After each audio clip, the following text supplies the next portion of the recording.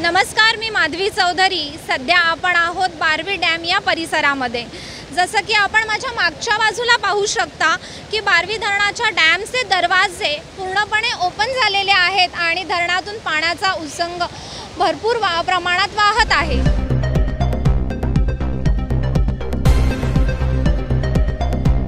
15 August रोजी धरण हे 100% भरलेलं असून ठाणेकरांची चिंता आता मिटलेली आहे।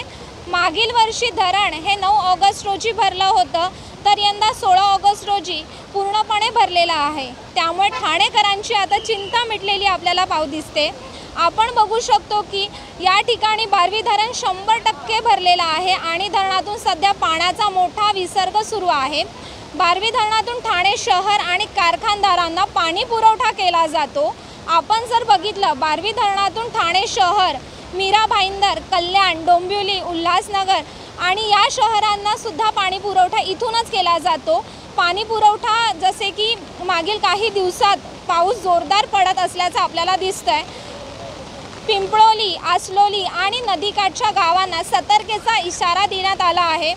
तसेच पावसाच्या सर्व अपडेट पाहण्यासाठी फॉलो करा राज्य माझा न्यूज। कॅमेरामॅन अजय जोशीसह माधवी चौधरी, राज्य माझा न्यूज, बदलापूर। राज्य माझा न्यूज, आपल्या हक्काची डिजिटल वाहिनी।